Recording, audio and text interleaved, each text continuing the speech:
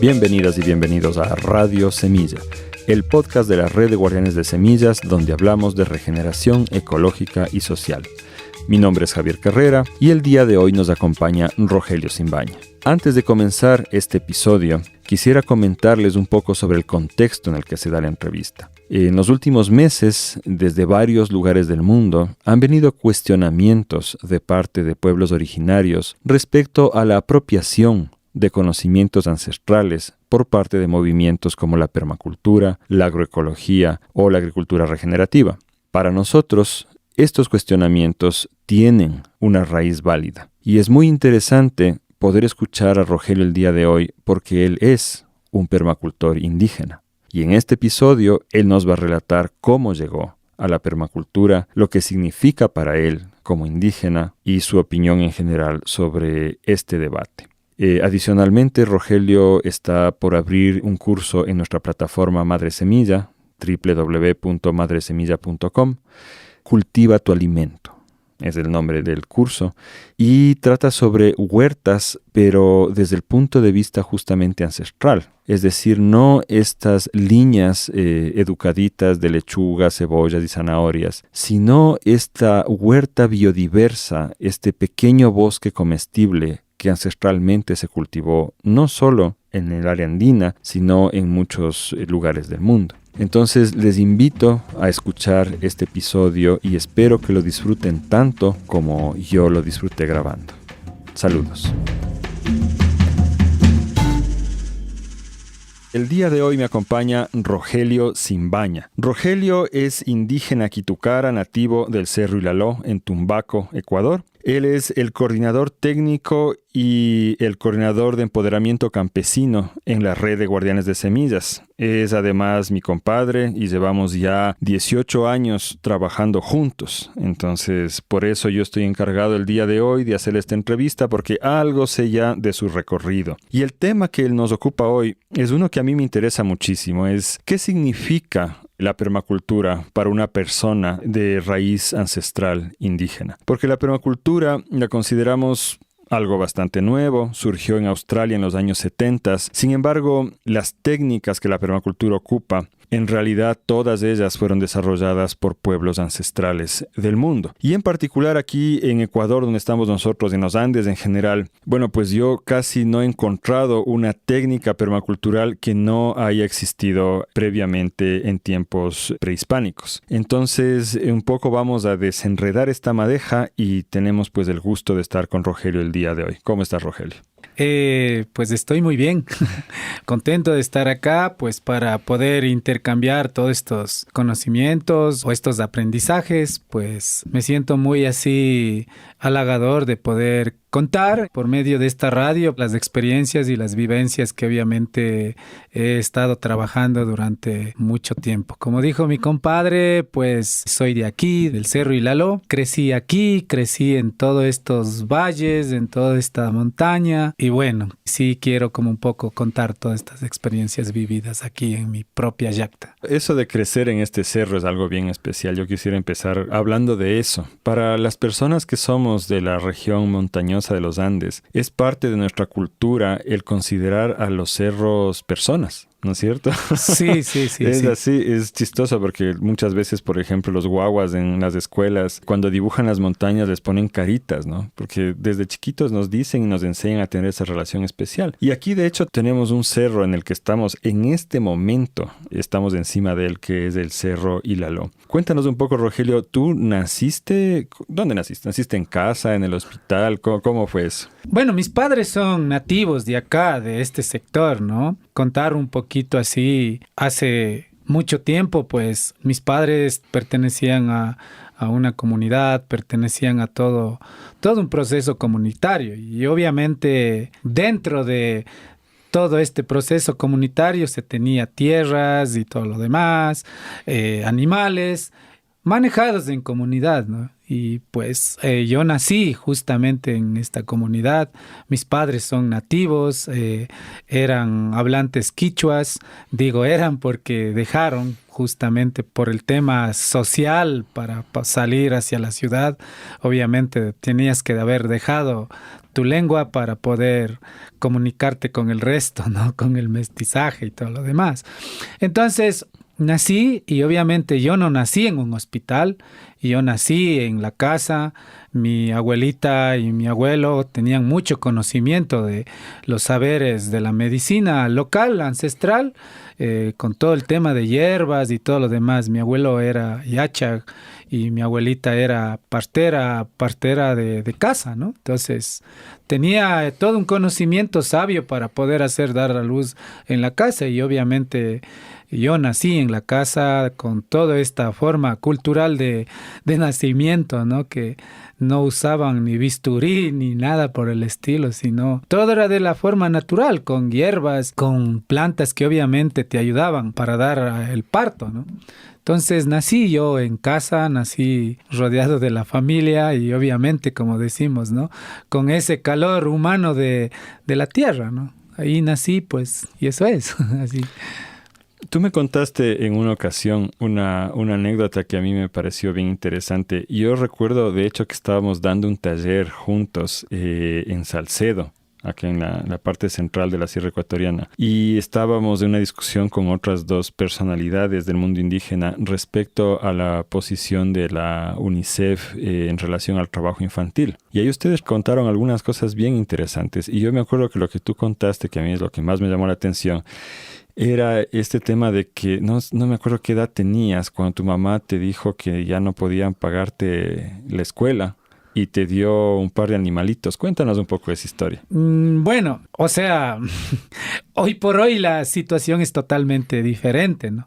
Y para mí, por ejemplo, eso lo he asumido y lo veo y siempre comparto yo esto en las comunidades, en cualquier lugar donde yo estoy justamente intercambiando mis conocimientos. Y lo coloco como un tema de la responsabilidad, de ser uno responsable en sí, de ser dedicado, de más que pensar en otros temas, sino de pensar en cómo sobresalir adelante, ¿no? Pero como individuo, ¿no? Entonces, en los tiempos de mis abuelos, que obviamente yo era más pegado con mi abuelito y con mis abuelas.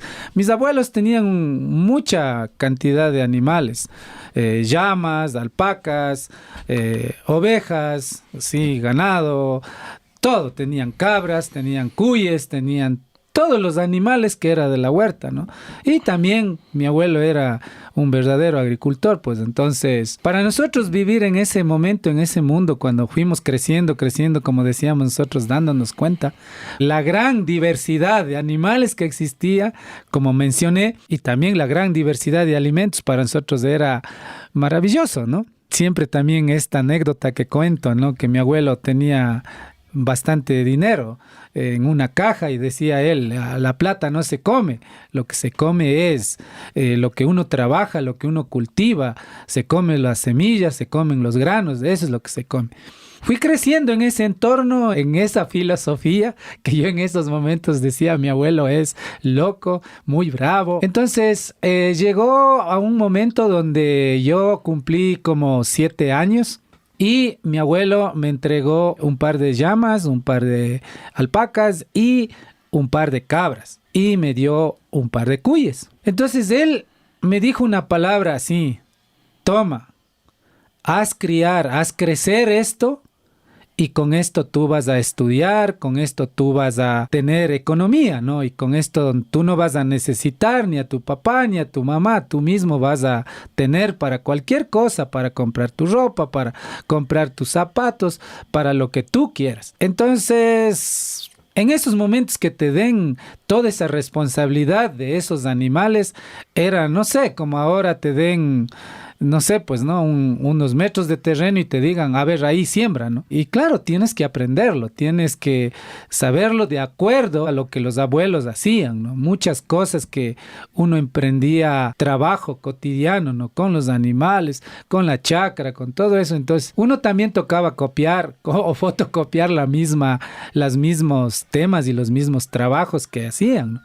Entonces yo empecé con eso y llegué a tener un montón de animales. Cabras llegué a tener como 80 más o menos así. Llamas y alpacas llegué a tener así como 20, 30. Cuyes llegué a tener como 60. Entonces todo eso te daba una responsabilidad de ir a pastorearles, de ir a soguearles, de ir a cortar la hierba. Entonces, a mí, ahí siempre decía, ¿no? Era una felicidad para mí y yo no quería ir a la escuela, pues. Yo quería estar más con mis animales, pastándoles y así, ¿no? Pero tocaba ese otro tema de la vivencia, ¿no? De ir a la escuela y todo lo demás, ¿no? Pero era bastante fuerte, diríamos, o sea, recuerdo eso. Era así, ese tipo de responsabilidades que te daban en esos tiempos. De esto que me cuentas hay dos cosas que me llaman muchísimo la atención. La primera es esto que te decía tu abuelo, ¿no? De que la plata no es para comprar comida, que uno no debería comprar comida. Y eso es sabiduría campesina de todo el mundo, ¿no? Básica, o sea, si uno tiene la capacidad de criar la vida y producir alimento, la plata no es para eso. Y la otra cosa que todavía me llama más la atención es, mi hijo cumplió 7 años.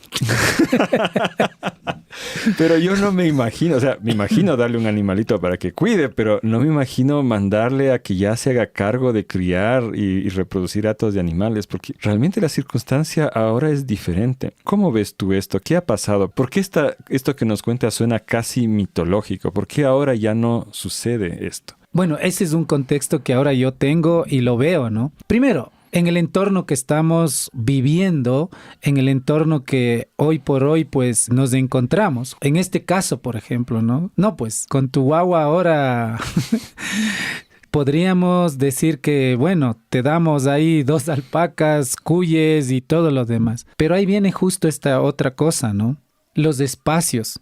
¿Qué pasó con los espacios? Con la tenencia de las tierras, ¿no? Todo se va urbanizando. Entonces, para tener alpacas, para tener cabras, para tener eso, el espacio en esos tiempos, el espacio era amplio. O sea, cuando digo, ¿no? De la actualidad, por ejemplo, los abuelos te heredan tierras, te heredan todos sus bienes, como se dice, territoriales, ¿no? Y los que heredamos, pues no damos el manejo, sino que solo pensamos en el sistema económico para vender, ¿sí? Y se piensa que justo con el dinero tú vas a mejorar tu calidad de vida y todo lo demás, etcétera, etcétera. Entonces, ¿de qué te despojas? Es de una herramienta importantísima que es de vida.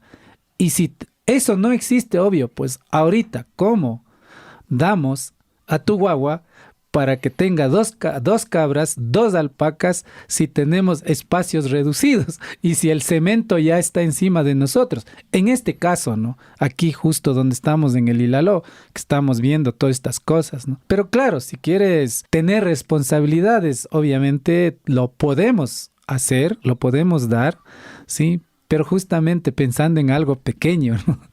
A cuidar un cuisito, una gallinita, un conejito.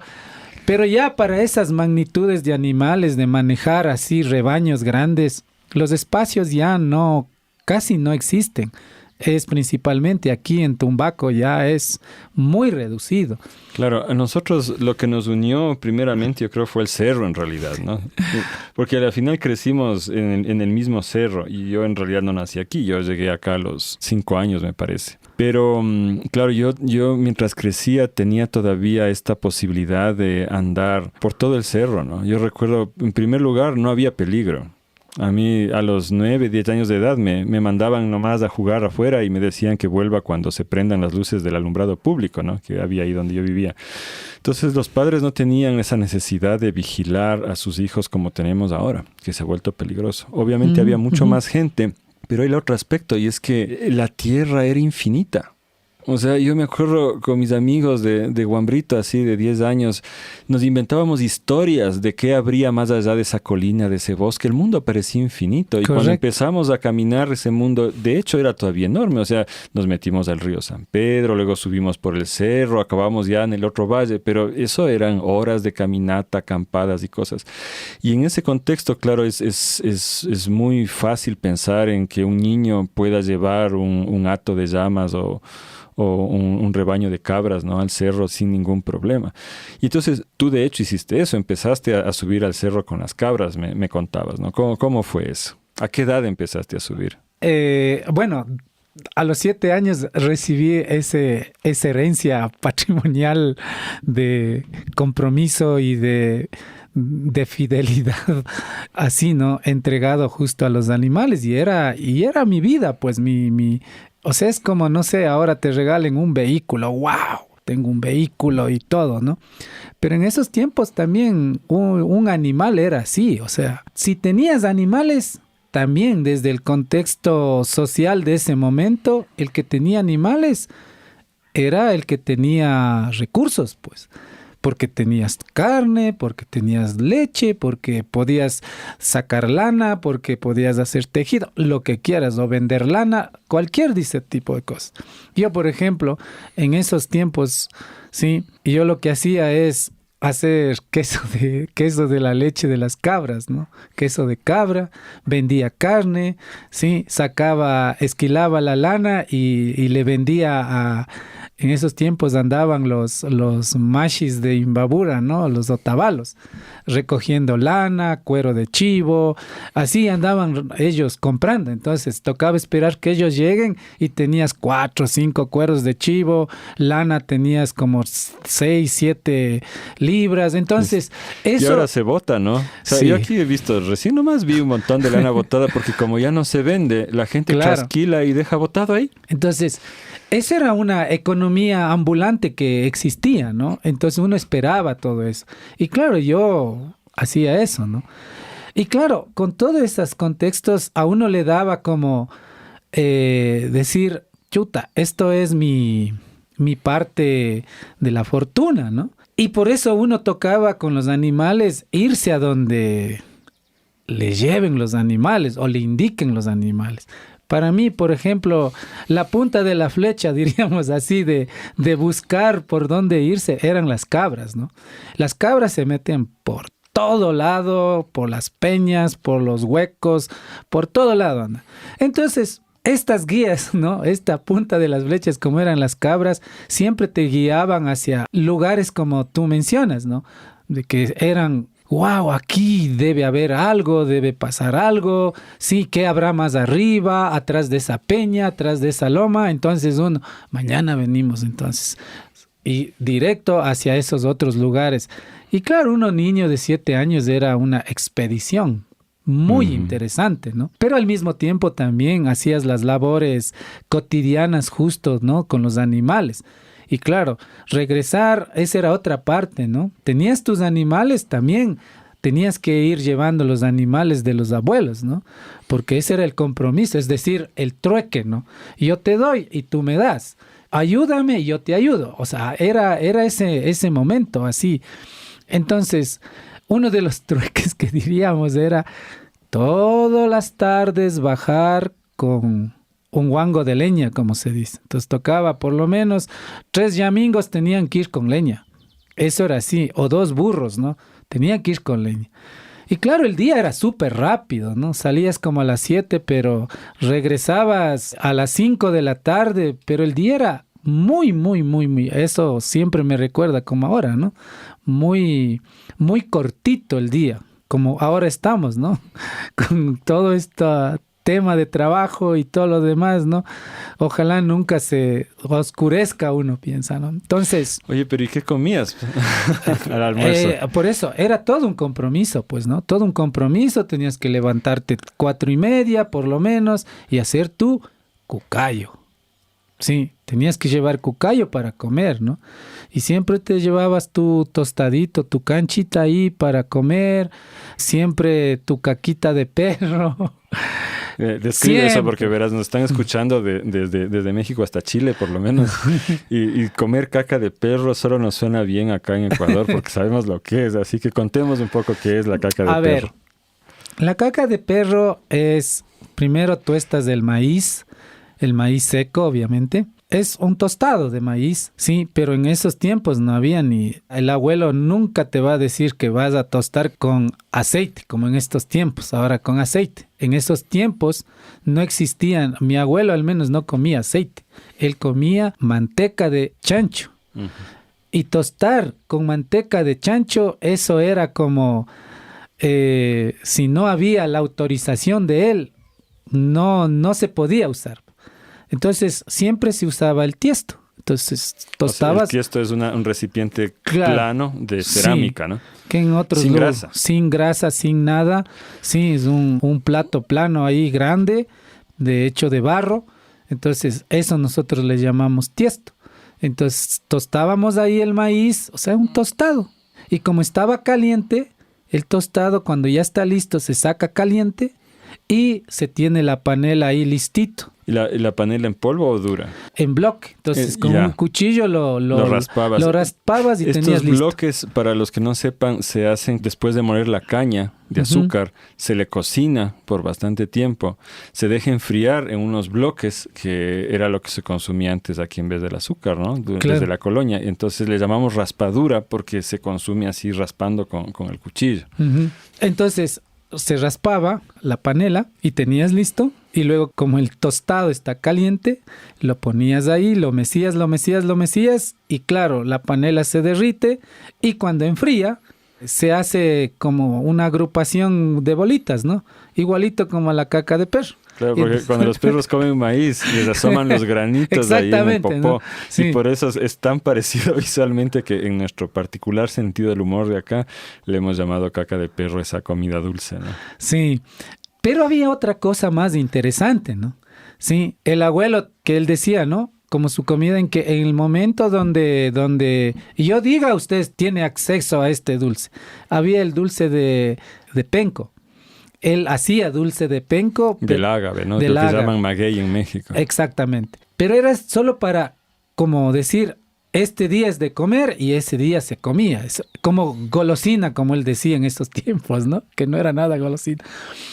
Entonces, nosotros nos robábamos un poquito de esa miel para mezclar en la caca de perro. Y eso te daba una energía que no te imaginas, ¿no? Oh, wow. Quiero probar eso. Puesto un poquito de miel de agave te daba una energía que es impresionante. Entonces, preparabas todos estos alimentos, ¿no? Sí. Y una de las cosas que también nosotros siempre hacíamos, mi abuelo hacía, y claro, como teníamos animales, por ejemplo, carne nunca nos faltaba. Y como no había refri, el abuelo no tenía refri, entonces nosotros lo que hacíamos es secar la carne, pues. El charqui, secábamos. Y eso nos llevábamos para comer ahí, pues, ¿no? Ya a mediodía, las 11, así. O sea, era súper interesante porque eso te digo, el tiempo no te daba tiempo ni siquiera para comer, según nuestra forma de ver en esos momentos. Porque la expedición tenías que alcanzar a hacer en todo el día porque no sabíamos qué había más allá. Oye, perdona que siga gastronómico, pero ¿y la sed? La sed. Esa es otra cosa, ¿no? Otro tema. Por ejemplo, siempre tenías que hacer pinol de morocho. Siempre había pinol de morocho. ¿Y eso qué es? O sea, justo este tema de las semillas, ¿no? Ya se ha perdido un montón de las variedades y entre esas, en esta zona existía un maíz amarillo, un morocho amarillo, uh-huh, que es andino, pues, ¿no? Súper suavito. Y eso se le calentaba, se le tostaba, ¿sí? Se le tostaba y luego se le molía bien finito, ¿sí? No era un morocho igual como de la costa o de la Amazonía o lo que se da a las gallinas, para nada. Era un morocho súper suavito al momento que calentabas, o sea, lo tostabas como tostado mismo y luego, pero tenía un punto que nosotros decíamos pungue, o sea, es como en una mitad entre el tostado y lo crudo, ¿no? En una mitad ahí. Hacías eso y luego lo molías y ya tenías ese polvo, ¿sí? Pero cuando lo molías con panela, uh-huh, ¿sí? Y eso salía, ¿sí? Y luego asimismo lo enfriabas, luego se pulverizaba, o sea, es decir, ya cuando se enfría se hace polvo. Polvito. Un polvito, como la máchica. Entonces, eso batías en el agua. Eso lo llevabas en una bolsa así, ¿no?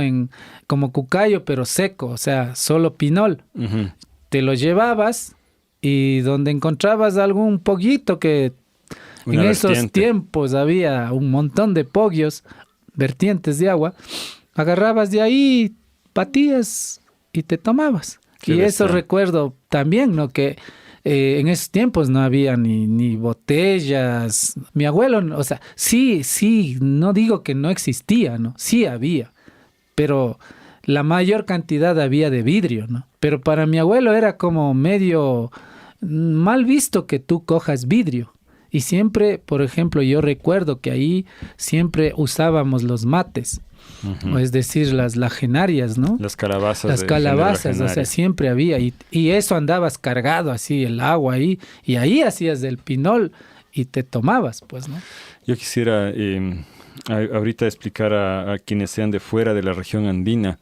La costumbre de tostar granos y luego molerlos, como describía Rogelio, es una tradición andina milenaria, ¿no? En el quechua de los Andes centrales se llama mashca y acá en los Andes del norte ecuatoriales se llama máchica. Pero claro, hemos perdido la costumbre porque ahora tú en Ecuador dices máchica y la gente asume siempre que es cebada. O sea, ahora solo es cebada, pero antes eran distintos granos que se utilizaban, ¿no?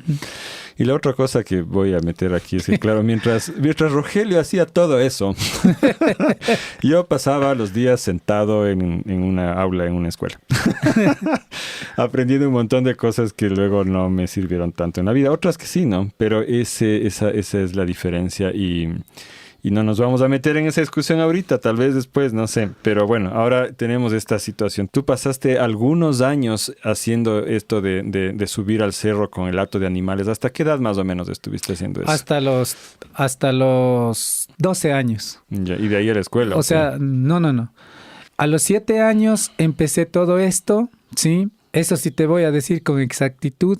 Mi mamá me puso ya en la escuela porque tenía que saber a leer y a escribir y toda la cosa, pero yo para ese entonces, mi abuelo, él entendía todo.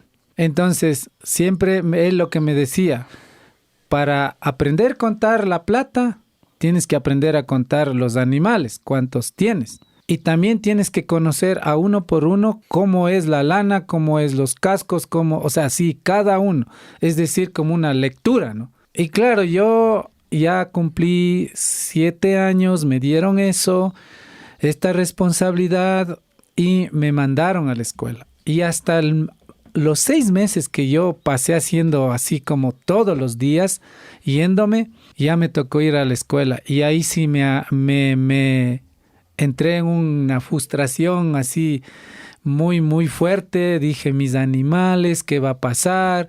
Sí, ahora estoy viniendo. Y mi mamá decía, no, ándate nomás a la escuela, ya estás en la escuela, tienes que ir a la escuela.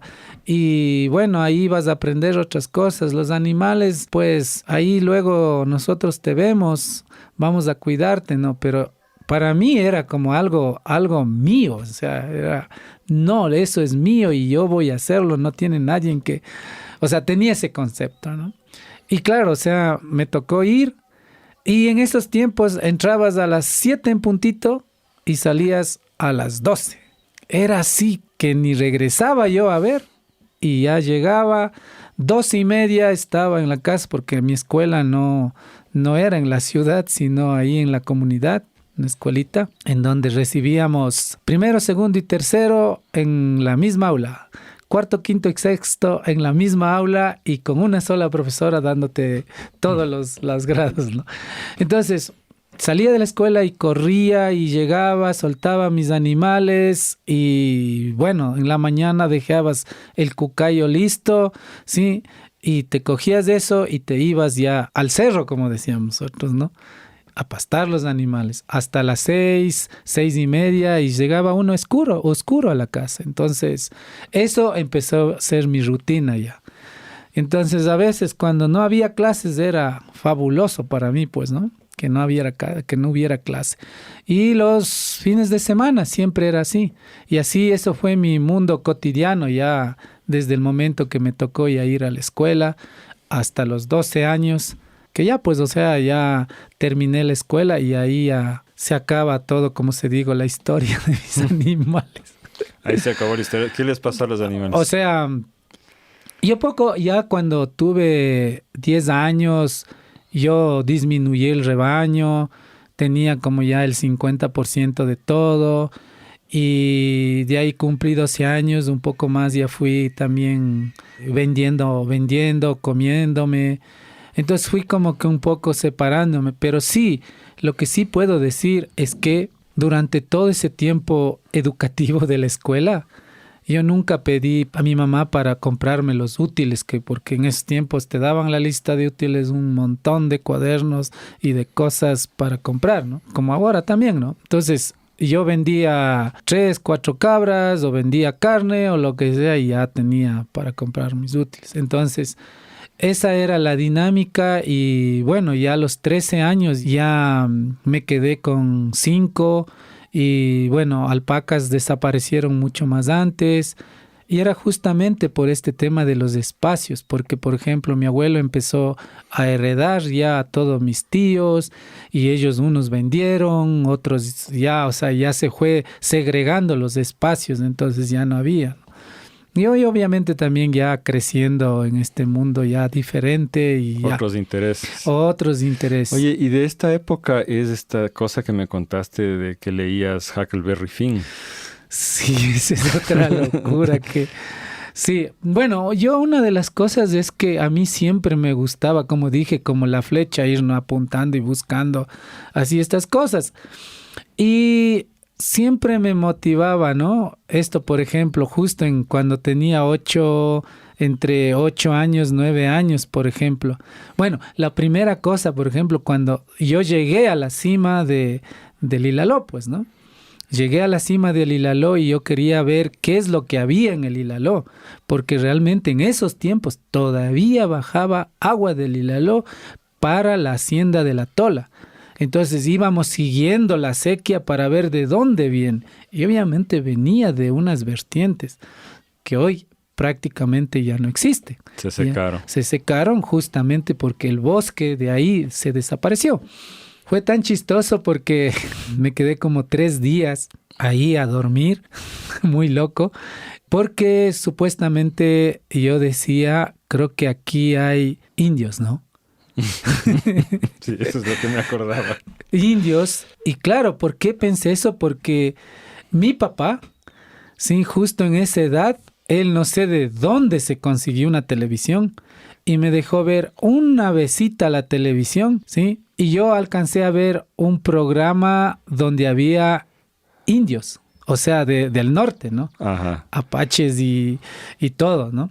Entonces, yo pensaba que justamente también aquí debe haber eso, ¿no? Muy loco.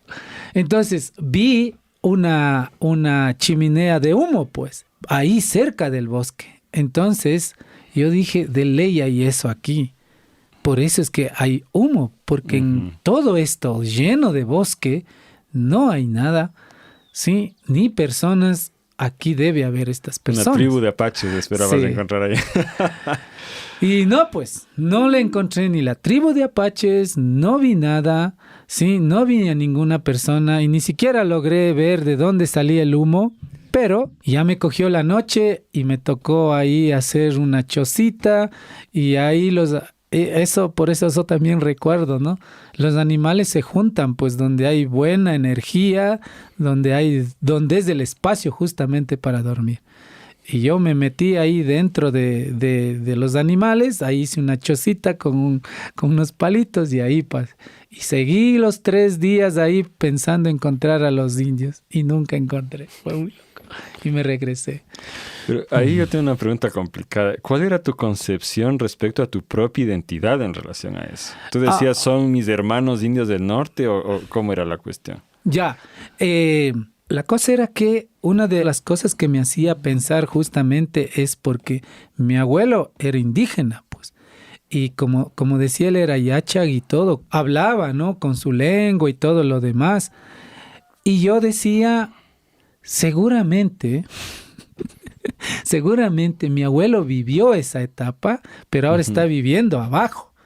Y de ley va a haber gente igualito que mi abuelo. Sí. Arriba en el cerro. Arriba en el cerro.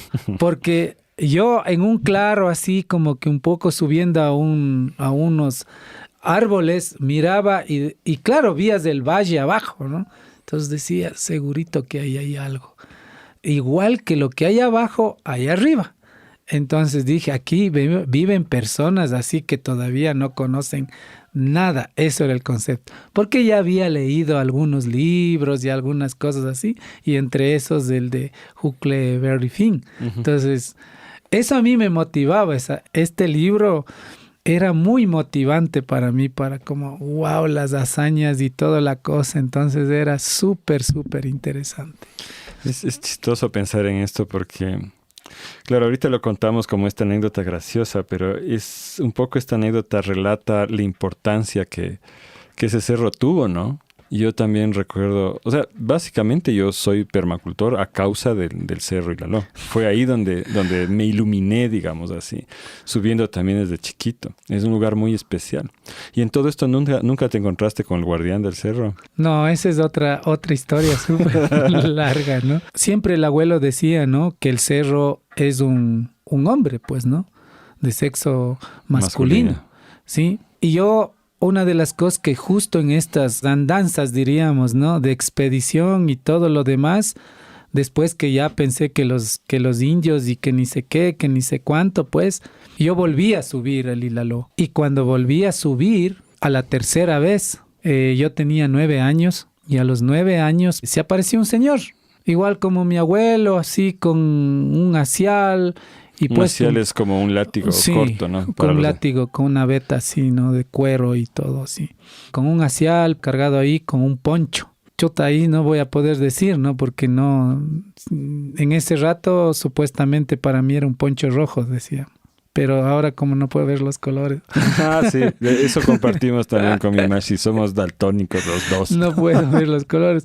Pero yo dije, es un poncho rojo, ¿no? Entonces cuando mi mamá me preguntó...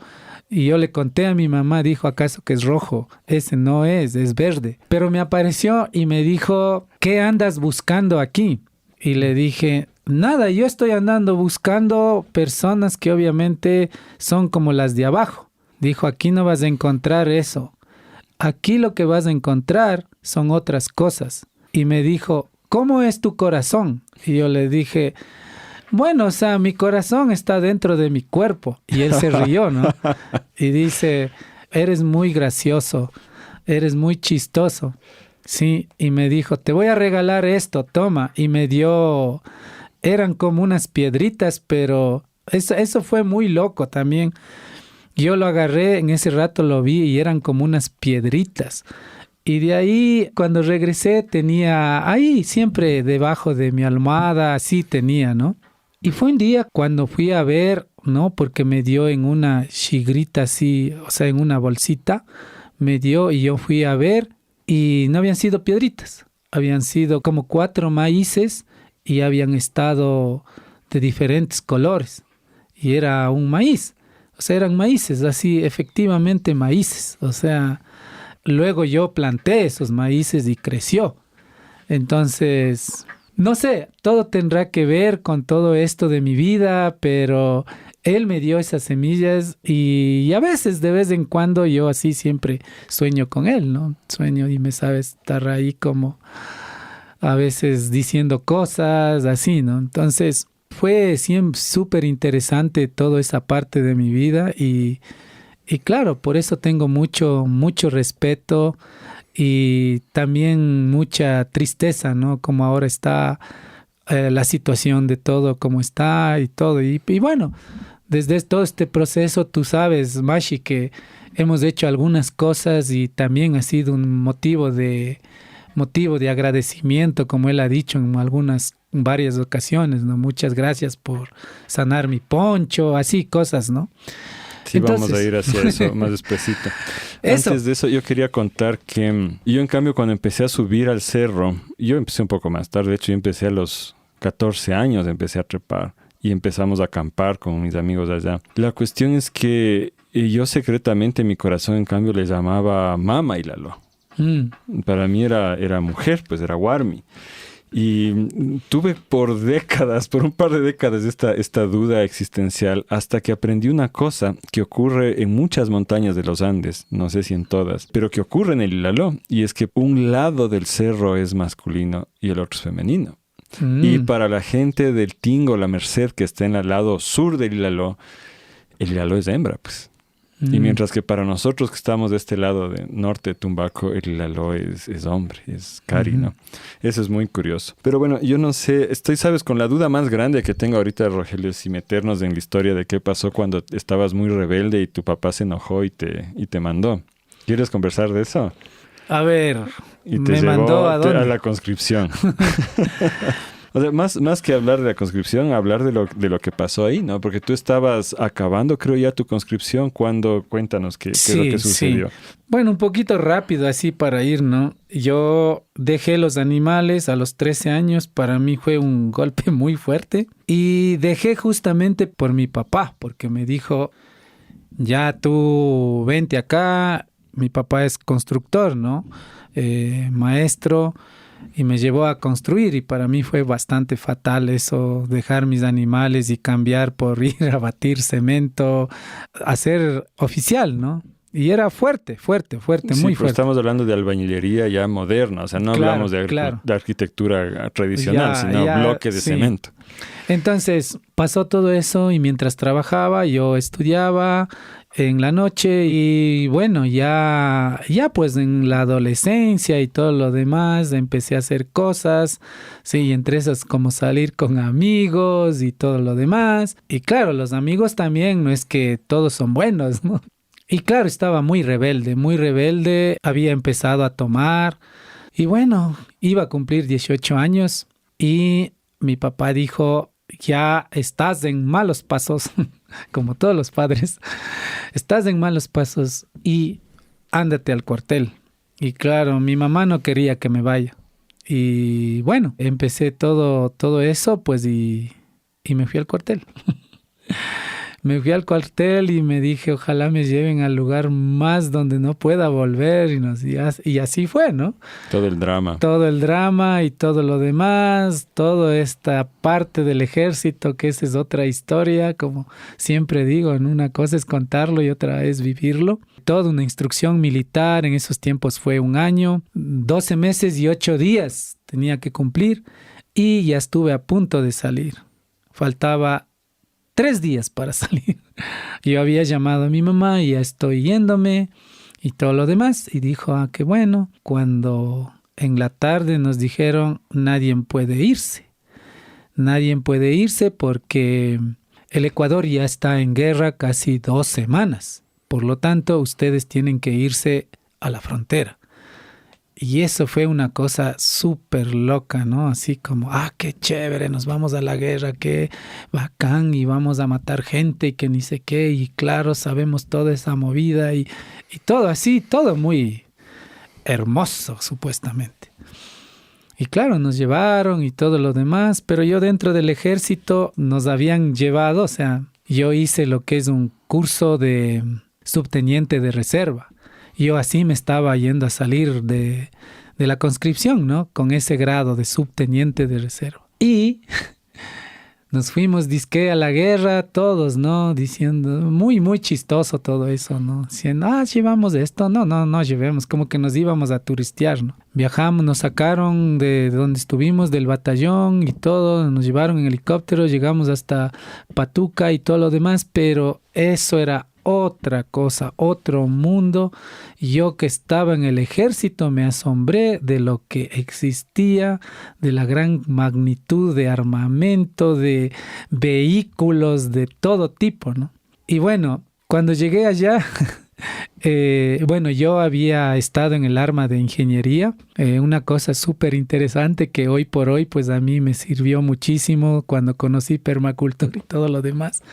Sí, leer cartas topográficas, todo, maquinaria pesada, todo eso, hacer puentes, sembrar minas, todo eso se entiende dentro de la arma de ingeniería, ¿no? Llegué allá y obviamente como estaba justo en este proceso de cambiar totalmente hacia otro modelo, es decir, del ejército, era impresionante, pues. Y bueno, llegamos y todo, nos quieren ustedes ahorita de hoy en adelante, ya no son reservistas, ahora son ustedes oficiales del ejército, toda una ceremonia ahí rapidito que hicieron y nos dieron la nueva dotación y obviamente ya teníamos las estrellitas correspondientes como todo oficial del ejército. Y yo empecé a comandar una patrulla de lo que se llama de diagnóstico, ¿no? Una patrulla que tenía que ir a ver cuántos murieron del un lado, del otro lado, qué tipo de armamento usaron, sí, o sea, todo, la dotación, cómo fueron muertos y todo esto. Entonces, me mandaron allá con 20 hombres y yo tenía en ese entonces 18 años yendo a cumplir 19 y obviamente era bastante fuerte para mí. Murieron dos ahí, diríamos así, de los hombres que estaban ahí. Uno pasado una esquirla de granada y el otro baleado por toda su pulmón derecho. Tenía 3 balazos y no aguantó, pues, ¿no? Selva pura, virgen, calor, sí. Entonces fue un engaño total. O sea, yo relativamente de ese momento de mi vida salí muy decepcionado y todos los que estuvimos ahí salimos muy decepcionados y por eso decíamos, si el presidente estaba ahí le metíamos un tiro y punto, porque todo eso era una farsa, o sea, una farsa que obviamente no era como para algo constructivo, ¿no? Sino más destructivo que constructivo. Sí, yo he especulado mucho de las razones de ese último conflicto que tuvimos con el Perú. No es realmente el momento para ponerse a hablar a fondo de eso, pero claro, coincidió que tanto en Perú como acá había ciertas limitaciones que se quería poner al ejército y tal, y había escándalos ligados al narcotráfico, me parece recordar en Perú, etcétera. Era un relajo. Y ocurrió esta pendejada, ¿no? Y mucha gente creyó, como tú dices, en la farsa de la guerra y entusiasmados, le apoyaron al presidente y todo lo demás. Uh-huh. Pero sí hubimos bastantes también que protestamos y nos resistimos a la idea, ¿no? Porque la cosa ahí, una cosa que tiene que ver con la permacultura, que yo recuerdo que tú me contaste, es que ustedes lograron sobrevivir porque en la patrulla que tú guiabas había un compañero Shuar y que él era el que les alimentaba básicamente porque él conocía el territorio, la selva, ¿no? Sí, en realidad había este compañero, sí, y siempre, bueno, contar todas estas cosas es como muy, muy sentimental también, ¿no? Porque en realidad este compa era militar, ¿sí? Y había un IBIA también, ¿no? Uh-huh. Había un IBIA, estos 2 machis no dormían, pues. No dormían, o sea, ellos eran como tranquilos, o sea, nosotros es lo que vamos a vigilar, ¿no? Pero había una cosa súper, súper interesante también, eso que tal vez no es el momento de conversar, pero ellos... Y yo cada vez que me despertaba, casi cada hora, según ellos nos estaban cuidando, pero ellos estaban dormidos. Se supone porque que no iba dormían. a ver en la guardia y todos descansábamos así 1 hora y luego seguíamos, ¿no? Entonces ellos, cada paso que dábamos, ¿cómo se dice? Cada 100 metros, ¿sí? Decían, esto es para esto no toquen, esto, o sea, esto es para comer, esto es para sanar. Toda planta tenía una importancia que uno decía, ¿será? Y claro, la comida que llevamos, obviamente sí nos dieron comida, pero era más municiones lo que se habla, ¿no? En el ejército, es decir, granadas, cartuchos, todo eso era la mochila lleno, pero la comida era menos, ¿sí?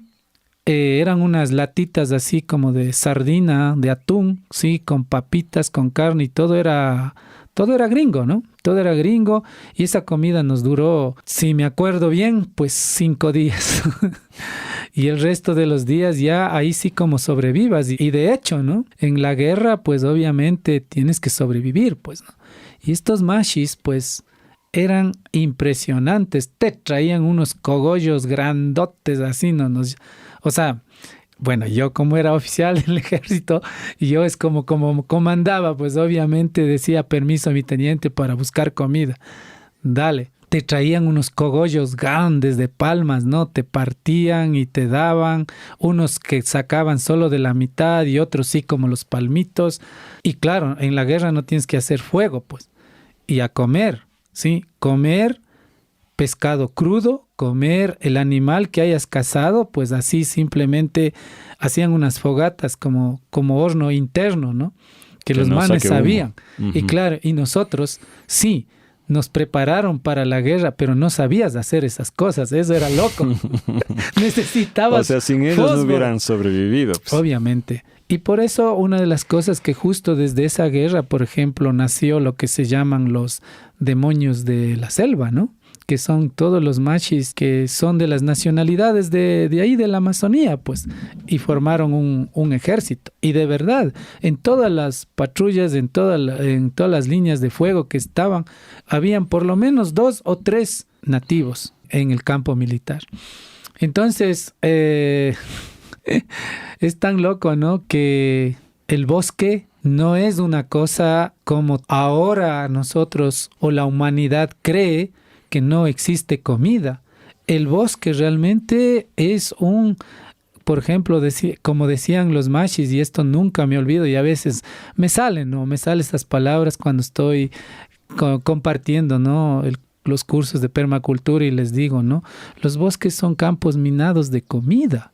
O sea, hay comida por todo lado. Si no es por una cosa, por un árbol hay por el otro árbol y por el otro. Si no son frutos, son cogollos. Si no son cogollos, son hojas. Si no son hojas, son lianas. O sea, raíces, animales. No hay nada. Y animales para completar, ¿no? Entonces, fue una experiencia muy, muy, desde este punto diríamos permacultural, así, muy, muy, muy, muy hermoso. Aprendí muchísimo y pues obviamente, como tú mismo sabes, el final de la historia es que no me gustó, pedí la baja, todo el mundo decía, no sea loco, no se vaya, no. Dije, esto no es para mí, me voy, sobre todo por el tema jerárquico. Uh-huh. El tema jerárquico nunca me gustó, siempre fui libre, siempre quería ser abierto, ¿sí? Y ese tema que era permiso y permiso para todo, eso nunca me gustó. También no nos cuentas mucho las partes horribles, que sin duda las hay, pero yo sé que eso dejó secuelas, ¿no? De todas formas. Uh-huh. Para cerrar esta partecita, y yo quería comentarles a los oyentes y las oyentes este término que nos han escuchado usar varias veces en esta entrevista, que es mashi, que yo creo que sí merece una explicación incluso para quienes estamos en Ecuador, porque nuestro anterior presidente lo usaba mucho, porque él creía que significa, no sé qué, hermano, amigo, así, a la ligera cualquier cosa, ¿no? Y el término quedó como tan mal usado que ahora se usa para burlarse de este expresidente, Rafael Ajá. Correa, ¿no? El Mashi Correa. Pero nosotros mantenemos el significado sagrado, ancestral. Viene de un concepto andino que es el Masintin o Mashintin, que básicamente cuando se lo aplica a otra persona, lo que estás diciendo es tú eres como yo. O sea, estás haciendo un reconocimiento de que el otro es como tú. Y generalmente cuando dos personas se dicen mashi es porque se ha creado una relación realmente, un tipo de relación que va más allá de la amistad, que genera ciertos compromisos respecto a la vida, a la familia y otras cosas. Entonces, en realidad es una cosa bastante profunda, ¿no? Uh-huh, no es algo así a la ligera. Y en vez de dejar de utilizar un término milenario solo porque los políticos lo dañaron, nosotros insistimos en usarlo adecuadamente. Bueno, en todo caso, cuando saliste de ese pequeño infierno, Mashi, te metiste en otro, que fue ponerte a cultivar con agroquímicos. Sí, cuando me salgo de una voy a otra. Sí, pues ya para ese entonces pues tenía como 19 años y alguito más. Y yo había salido, ¿no? De ahí y no sabía qué hacer. Obviamente el ejército me dio unos recursos ahí muy, no tan buenos, pero sí, en esos tiempos sí, ¿no? Y de las mensualidades como oficial del ejército, entonces tenía un poco de dinero, como se dice. Entonces no me preocupaba mucho. Empecé como a ver todos estos temas de cómo voy a hacer, si voy a seguir así. En otras palabras, andaba vagando. Y me di cuenta de que sí cometí el error de haber salido y volví a intentar regresar al ejército. Entonces ya no fue lo mismo, fue de diferente forma. No aprobé el curso, no logré, pero ya no era para oficial, sino para ser soldado.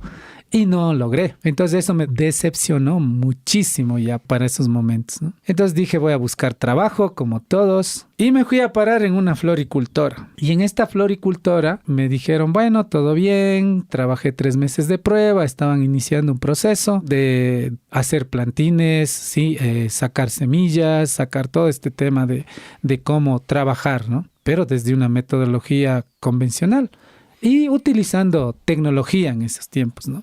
¿Cuánto tiempo estuviste ahí? Bueno, en realidad pasé 3 meses como motivo de prueba y después de que paso 3 meses abrieron una beca de estudiar ahí mismo, aprender todo lo que enseñaban, porque eran un grupo de ingenieros zamoranos y toda la cosa, para que quedemos trabajando ahí. Entonces, yo pasé, como se dice, estudiando como hasta mediodía, te enseñaban todo, y en la tarde te quedabas hasta las 6 de la tarde poniendo, como se dice, en práctica todo lo que aprendiste en la mañana. Pasé haciendo eso casi cerca de 4 años. Y claro, siempre a mí me llamaba la atención, siempre a mí me conmovía de que esta relación de la tierra yo no podía olvidar.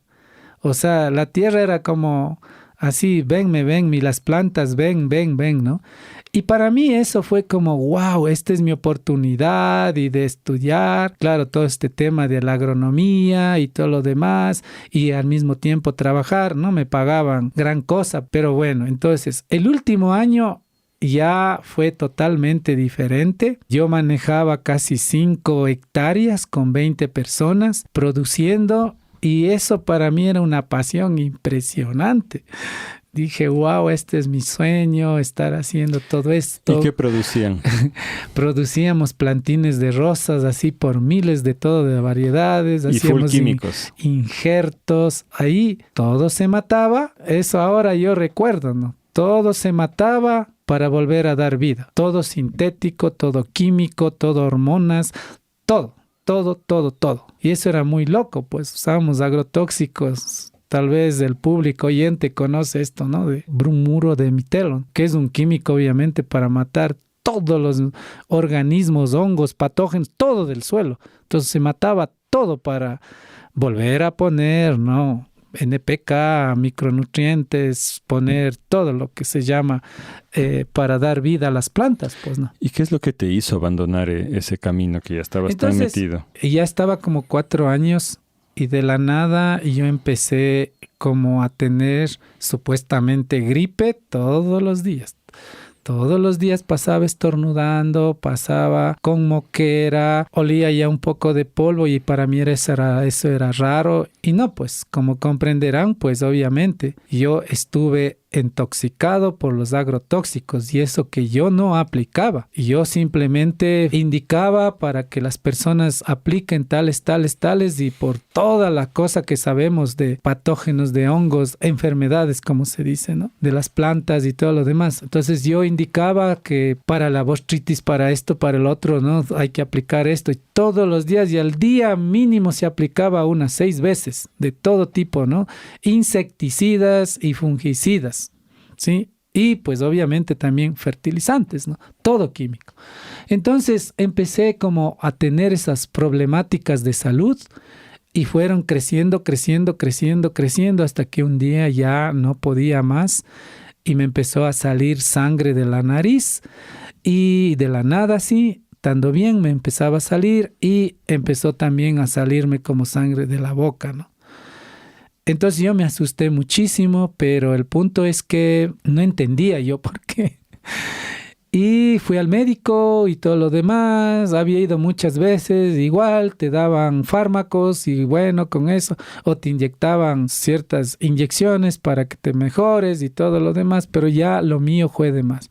Hasta cuando él me dijo, hay que hacerle un análisis, hay que hacerle un estudio a usted. Entonces me llevó, me hizo unos exámenes, me hicieron todo y el doctor dijo, voy a hacerle directo, si es que usted de aquí no se va, usted lo que va a salir de aquí es en una caja. Ahí sí decida nomás usted y vea qué es lo que va a hacer. Y el mismo doctor de la empresa, ¿no? O de donde estuve trabajando. Y vea, dijo, yo para serle honesto, la empresa no le va a reconocer nada. Y no es la primera persona que le pasa esto. Usted conoce lo que otras personas de aquí ya fallecieron. Entonces, usted elija si quiere salir en caja o puede salir por esa puerta y aunque sea $1 le han de dar. Váyase, pida la renuncia y váyase. Otra vez otra renuncia en la vida. Para mí fue muy frustrante, así muy frustrante porque sí era como, wow, he conseguido todo, he logrado todo y ahora que me digan así que me vaya y además estoy enfermo, que voy a estar como en el camino del cáncer y todo lo demás. Me frustré fatal y con el dolor del alma, como dicen, pues me salí. Y ahí hay que señalar que no estaban cumpliendo con la ley laboral contigo para nada, o sea... Para nada. Y obviamente yo ya había estado 3 años sin un sueldo, sin nada, por la supuesta beca y que ya nos iban a dar una titulación, etcétera, etcétera. Pero ya con todo eso ahí quedó. Y yo me salí, pues, ¿no? Me salí y ya no volví a saber más nada de ello. ¿Y cuál fue entonces, cómo fue tu acercamiento de nuevo a la permacultura? O sea, ¿cómo volviste a la tierra? Fue loco eso. Regresé a la comunidad, porque ya eso es otro tema, ¿no? También que ya cuando vives todos esos mundos así jerárquicos, tema social jerárquico, porque yo también ya decía así, ¿no? Ya, primero, ni siquiera yo ya me consideraba indígena ni nada, ¿sí? Y por todas estas cosas me tocó volver a la comunidad. Y cuando volví a la comunidad, empecé a trabajar justamente para la comunidad en un vivero forestal, un proyecto de una ONG que se llamaba Regeneración del Ecosistema del Ilaló. Y a mí me parecía, como decíamos en esos ratos, ¿no? Todo era medio raro, sí, de estar sembrando árboles nativos. O sea, yo estaba metido todo un cuadro de finanzas productivas, ¿no? De hacer invernaderos, o sea, producir con químicos prácticamente. Esa era la cosa. Pero sembrar un árbol nativo, eso era lo más tonto, lo más loco que se podría pensar y todo lo demás, ¿no? Desde esa perspectiva. Desde esa perspectiva, correcto. Pero los mayores no te decían eso, pues. Mi papá no te decía eso. Él decía, no, los estudiados no sirven para nada, no sirves para nada, estás pensando solo en matar la tierra, en eso, ¿para qué mierda estudian? Así, ¿no? La mierda siquiera sirve, o sea... Que tu padre te diga esas cosas era tenaz. O sea, no encontraba yo la fórmula para decir, papá sabe que está equivocado. Nada para él servía de lo que yo pensaba. Y claro, todo lo que yo pensaba era full convencional, químicos, ¿no? Fue tanto así que un día, pues, mi padre me dijo, toma estas semillas de tomate, siembra en una bolsa y ahí se pone todo lo que es de los animales. Entonces yo le dije, no funciona así, hay que ponerle NPK, hay que poner esto, pero hay que ir a comprar. Y como menciono, ¿no? Siempre te hablaba, siempre te decía cosas que realmente te ofendían, pues. Y no pegaba una con mi papi, ¿no? No pegaba una y bueno, hice lo que él decía. Un día vino agarrado un balde con un poco de estiércol, de cuy, y dijo, esto vas a poner a los tomates y verás cómo va a crecer. Y obviamente fue impresionante y dije, wow, esto de verdad que sí vale, la mierda sí vale. Y ahí me fui como enamorando de esa situación, de todo eso, dije voy a intentar con otra cosa, y obviamente estaba trabajando para la comunidad. Y bueno, creo que en esa parte ya llegas tú, Mashi. Estaba en un centro ahí haciendo toda esta producción de árboles, me encantó muchísimo, muchísimo, muchísimo. Me conecté más con la tierra de una forma limpia, amigable, con respeto, con todo eso. Y claro, tú no habías llegado todavía, pero semanas antes creo que llegó el Jeff, como recordarás. Compañero Jeff Michan. Sí, y él me dijo, Mashi, ¿dónde estudiaste permacultura? Y eso fue como, ¿qué está diciendo? O sea, ¿qué es esto? Y yo le dije... ¿Qué palabra es esta? Sí, y le dije, no he estudiado. Y siempre era así, no, yo estudié como agronomía, sé de eso. O sea, tal vez habrá otra parte de ese mismo campo, pensaba. Pero tú estabas ya rescatando los conocimientos. Sí, yo para eso ya había cruzado ya un año de haber estado ya enamorado justamente de todo este tema, ¿no? Todo, yo ya me volví a conectar con el cerro, me fui, o sea, la parte fundamental de mi inicio fue eso, conectarme con el cerro, porque nada podía germinar de los árboles, ¿no? Entonces, en uno de esos días dije, no, pues la única persona que me puede responder cómo se puede germinar un pumamaqui, un arrayán, es el mismo bosque. Entonces yo fui y era así sentado debajo de los árboles porque el pumamaqui yo secaba las semillas. Y el pumamaqui decía, claro, pensaba que como todas las semillas hay que secar, pero nada que ver, pues. Dije, pero yo sé, en el bosque cómo crece, tengo que ir a ver. Entonces pasaba sentado ahí unas horas y horas hasta que ver qué pasa, ¿no? Y hasta cuando caía una caquita de un pájaro y tú veías que en la caquita del pájaro estaba la semilla de pumamaqui. Y ahí era como, wow, entonces esto se moja y mirando a los alrededores del arbolito, habían unos que estaban germinando. Dije, bingo, esto, a ver, si yo me como y hago popó, ¿qué pasa? ¿No? Entonces dije, no, es que se descompone ahí la pulpa y sale solo la semilla. Este es como muchas veces nos daban de comer el taxo y tú haces en el popó con todo las pepas, pues, ¿no?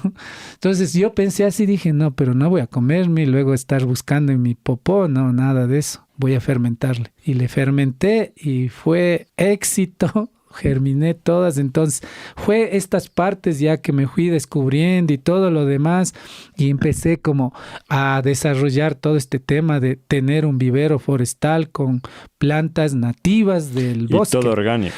Y ya nada que ver, pues no, me empezó a caer mal, como se dice, y hasta ahora, ¿no? O sea, desde otro punto de vista, pues, ¿no? Y dije, cierto es, y conversaba así con mi papá y todo lo demás, y decía, no, eso no es bueno, eso mata. Entonces le fui dando la razón, y de verdad él muchas cosas que compartió, muchísimas, entonces le fui como creyendo de nuevo, y fue así como empecé, y ya había transcurrido un año de todo tener como un centro, ¿no? Con 2 viveros ahí, con miles de árboles nativos y todo lo demás. Hice un huerto que había sido un mandala, yo no conocía eso. Tenía peces, tenía todo un ecosistema ahí. Yo me acuerdo que lograste hacer criar acá en la sierra, 2.400 metros, camarón de río, ¿no? Que te trajiste de Palora. Camarón de río y también estos caracoles escargots, ¿no? Tenía un montón ahí.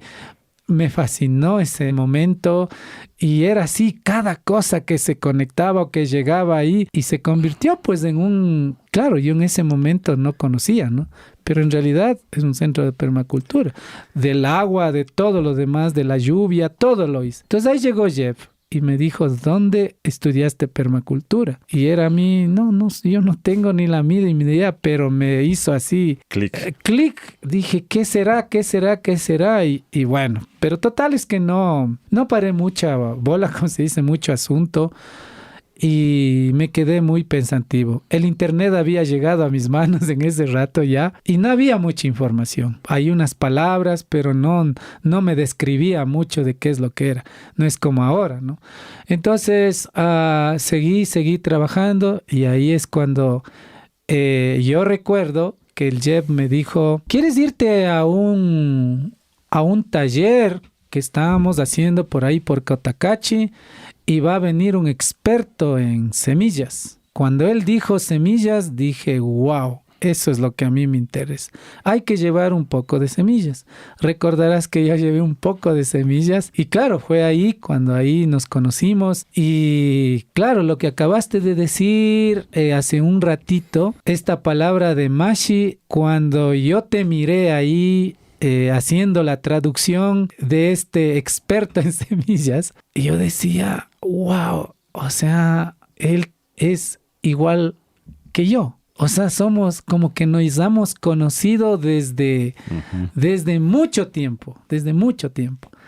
Entonces eso para mí me abrió como un espacio, como un sendero, no sé, sí, siempre tenía esa motivación de conocer más.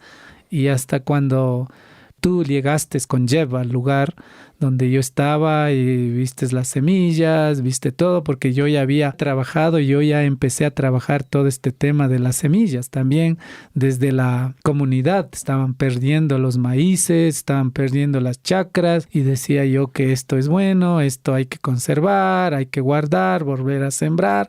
Y fue tanto justo en ese momento, por ejemplo, de la vida donde empezamos a hablar todo este tema muy fuerte ya de rescatar el Inti Raymi, el Colla Raymi, con la chicha, con todo eso, porque la comunidad ya no hacían eso ya. Ya se perdió todas estas cosas de celebrar el Inti Raymi. Estas son las celebraciones ancestrales, ¿no? Claro, justo ya en esos tiempos con todo esto de las semillas empezamos justo a trabajar ese tema. ¿Por qué no hacemos? ¿Qué pasa con el mote? ¿Qué pasa con todo eso? Entonces yo empecé a influir bastante en la comunidad y fue tan interesante esos tiempos que toda la gente me escuchaba, ¿no? Y decía, sí, eso queremos hacer. Y claro, también hay otro actor ahí, ¿no? Que siempre compartía justamente todo lo que yo decía, ¿no? Sí, entonces vamos a decir, y como él era presidente también joven en ese entonces, él decía, sí, eso vamos a hacer. Entonces, y ahí recuerdo que hicimos el primer evento del Inti Raymi, la celebración con chicha de maíz del Ilaló, con todas las semillas, hicimos una casa, hicimos todo una cosa impresionante ahí.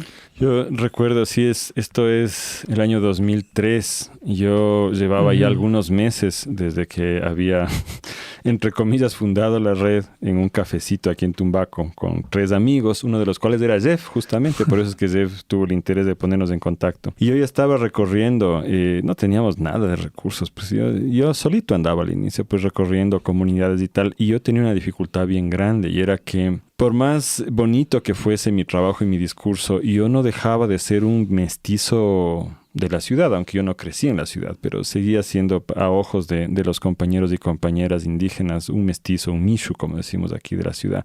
Y eso dificultaba muchísimo la comunicación y yo sentía que las puertas estaban cerradas, que no lograba llegar, o sea, no era muy difícil. Y me acuerdo que en ese entonces pasó una desgracia. No quiero que ahondemos mucho, ¿no? Pero fue la destrucción del vivero por parte de gente que tenía una orientación política y unos intereses económicos ahí que destruyeron en una madrugada y se robaron todos los árboles del vivero y agredieron a tu familia. Fue una cosa muy fuerte, ¿no? Y claro, ahí fue una de las primeras veces que buscamos fondos como Red de Guardianes de Semillas para apoyar y conseguimos un dinerito que nos dio la Coordinadora Ecuatoriana de Agroecología para volver a hacer el vivero. Pero tú ya no podías seguir trabajando ahí. Y yo me acuerdo que después de que ya nos conocíamos y todo, tú estabas trabajando en una bloquera, haciendo bloques. Y eso yo me acuerdo clarito porque fue una de las cosas que más me ha ofendido en la vida. Yo entre mí pensaba, ¿cómo es posible que una de las personas que más sabe de árboles nativos, que tiene todo este conocimiento y este amor, que puede hacerle tanto bien a nuestra tierra, está haciendo bloques de cemento? Y ahí fue cuando conseguimos el primer sueldo que salió de la red de Guardianes de Semillas, justamente para que tú puedas salir de la bloquera y dedicarte a acompañarnos. Y lo que fue extraordinario fue que, claro, cuando empezamos a ir a las comunidades, te acordarás que íbamos Fernanda, mi actual esposa, y tú y yo íbamos en bus, pues, y en camioneta y a pie, y como se podía, donde sea, y casi sin dinero, ¿no? Pero cuando llegábamos a las comunidades era diferente. yo me ponía ya a un lado y tú salías a conversar con los compañeros, a dar el taller y claro, ellos escuchaban. Porque además yo ahí me di cuenta de una cosa que era bien especial. Ellos les asombraba ver a uno de ellos. En vez del típico ingeniero de zapatito limpio que viene de la ciudad, ¿no es cierto? Venía uno de ellos y venía además a hablar de lo ancestral propio. Yo en ese entonces me reía y decía que nuestra principal labor de nosotros tres era ser una especie de porristas de las semillas y el alimento. Así básicamente íbamos allá como a entusiasmarle a la gente y la gente respondía, se entusiasmaba y querían rescatar las semillas ancestrales y tal. Entonces desde ahí yo diría que esa alianza que hemos constituido entre las dos familias, este puente entre culturas, ¿no? Porque Fernanda y yo a la final, bueno, yo no fui a la universidad, Fernanda sí, pero representamos todo ese mundo occidental que quiere acercarse hacia el mundo indígena, pero también del lado de ustedes, de tú y tu esposa Marta, ha habido ese interés de ser lo ancestral, pero también acercarse hacia el futuro, hacia la ciencia, hacia qué hay más allá, y ahí se ha construido un puente, y en el medio de ese puente es donde llevamos ya 18 años habitando, y ese ha sido uno de los motores más importantes de desarrollo de la red nuestra, ¿no? Que está justamente en esa interculturalidad. Entonces, sí, me acuerdo mucho de esa época, y claro, volvimos a hacer el vivero y ahí yo ya me meto en la historia también porque, bueno, llegamos a hacer cabildos y todo, ¿no? Llegamos a conseguir recursos y todo.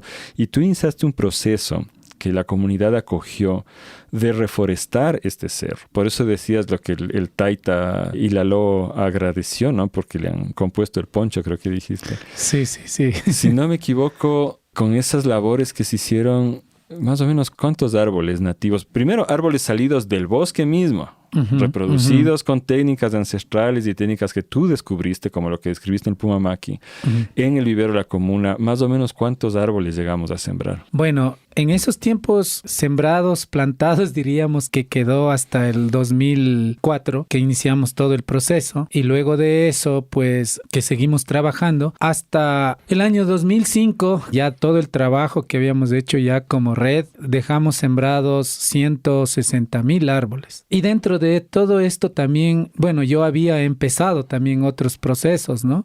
De lo que ahora llamamos regeneración, ¿no? Como en la parte más alta, como 3 hectáreas, porque luego de que ya me dijeron la permacultura y un poco empecé a investigar y recuerdo que el primer librito que me compartió Jeb fue del de Fukuoka, ¿no?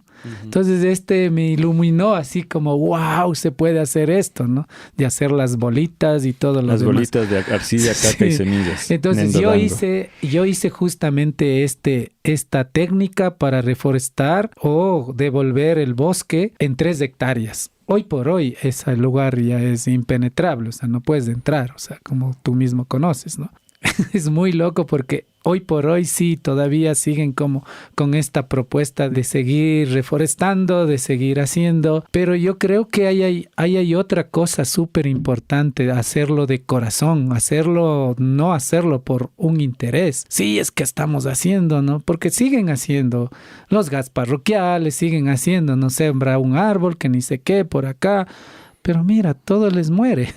Eso es verdad. O sea, de hecho yo recuerdo una discusión con un técnico del municipio que decía que ellos prefieren sembrar con eucalipto, pino, porque ahí tiene una supervivencia alta, mientras que con plantas nativas tiene una supervivencia menor al 20%. Pero a nosotros sobrevivía más del 80%, sí. Entonces hicimos todo este trabajo y sí, como 160,000 árboles, como digo, al inicio con el trabajo, digamos, de la comunidad, pero después también ya con recursos que obviamente la red empezó a desarrollar todos estos trabajos. Y claro, o sea, siempre fue desde un tema así. Para mí, por ejemplo, siempre era un tema de agradecimiento por que me permita el cerro de devolver su poncho, como lo mencioné antes, ¿no? Y tal vez esa es una conexión que existe, ¿no? Sí, he estado un poco hoy por hoy alejado, sí, después también de haber hecho algunos otros trabajos, como el tema del agua, sistemas de bosque comestible y catacochas y todo. Estoy en eso, pero para mí el cerro ha sido una motivación, una inspiración bastante fuerte. Lo que sí digo también es, para mí el cerro ha sido también una universidad, ¿no? El bosque, los árboles, todo, o sea, ha habido una conexión bastante fuerte para mí dentro de todo este proceso que yo llevo desarrollando. Así es. Luego, brevemente, te fuiste al Brasil a unos meses, no me acuerdo cuántos, y cuando volviste tenías acento brasileño, entonces ahí eras Rogério en vez de Rogelio. Allá fuiste a estudiar permacultura. Sí, fui a hacer la coversidad. Y ahí recuerdo que llegó Bill Mollison, ¿no? Y decía, la permacultura es una herramienta milenaria que se puso en un libro y eso, como permacultores, hay que devolver a las comunidades porque va a haber un momento donde sea todo esto un caos y ahí hay que devolver. Y yo siempre me pasaba pensando, ¿no? ¿Por qué él decía así? Y fue tan loco porque logré entender eso cuando nos llevaron hasta Uruguay para aprender lo que era agricultura biodinámica. Y ahí, pues obviamente habían hecho todo lo que mi abuelo nos hacía hacer a nosotros, ¿no? De poner la mierda en los cachos y dije, ahora entiendo por qué este man decía así, por qué él hablaba que esto es un conocimiento de los ancestros. Ya yo había vivido, ya había caminado un buen tiempo, pero todavía no le cachaba bien qué era la permacultura, ¿no? Pero cuando pasó todo esto y empecé a contar justo esto de la biodinámica y todo lo demás, de lo que el abuelo hacía, de las hierbas y todo lo, dijo, ¿en serio? Claro, ahí si me permites explicar un poquito esto, ¿no? En la biodinámica se usan ciertas recetas, una de ellas muy famosa, el abono 500 creo que se llama. Ajá, consiste en 501, en meter mierda fresca de vaca en cachos de vaca y enterrar durante un tiempo para que se biodinamice. Y lo que Rogelio está contándonos es que para quienes aprenden biodinámica, la gente cree que el fundador de la biodinámica, que es Rudolf Steiner, fue quien inventó estas fórmulas. Y yo también creía eso hasta que tú me dijiste que tu abuelo hacía eso.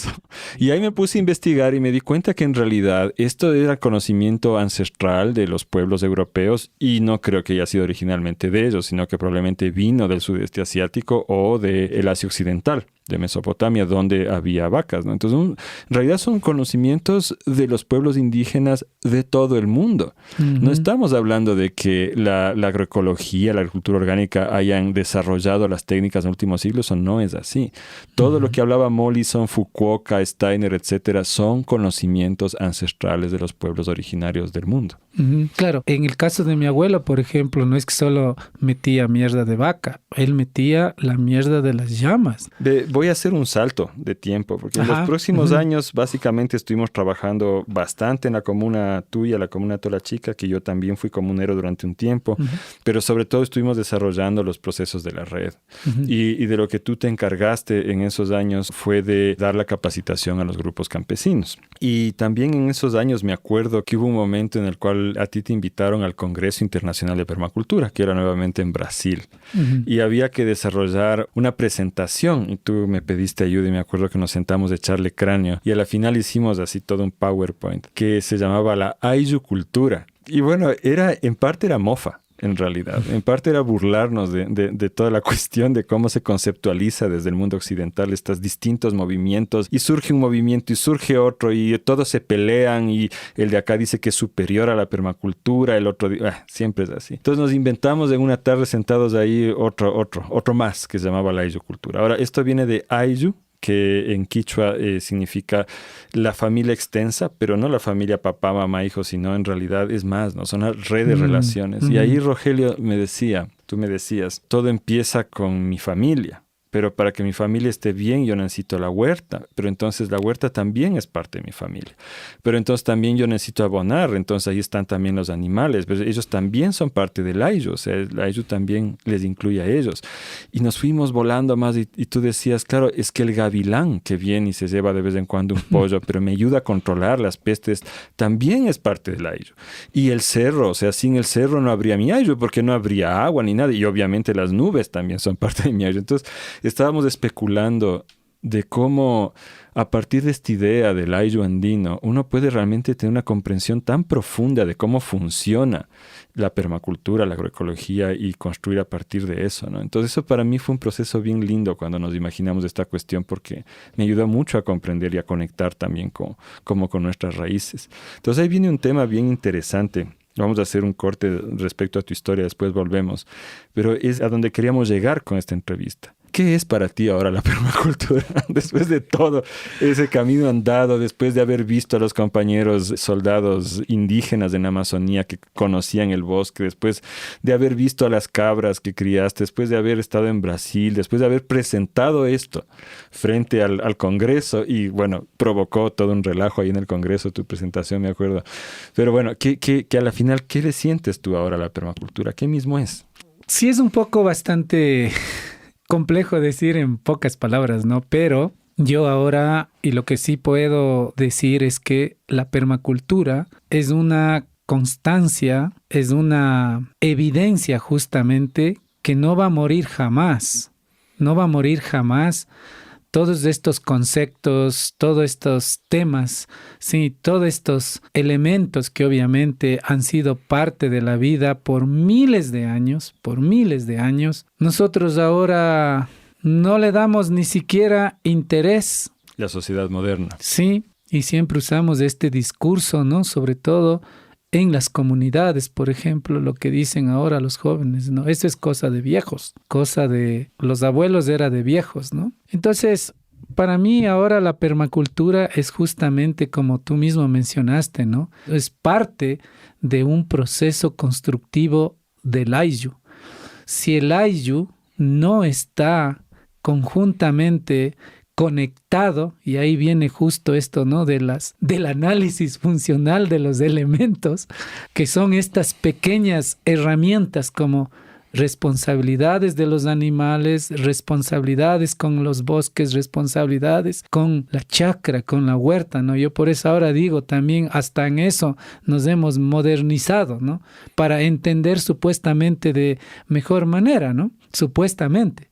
Porque para nosotros la chacra pasaría a ser como la zona 1. No es simplemente la zona 1 como ahora lo vemos desde otros contextos permaculturales.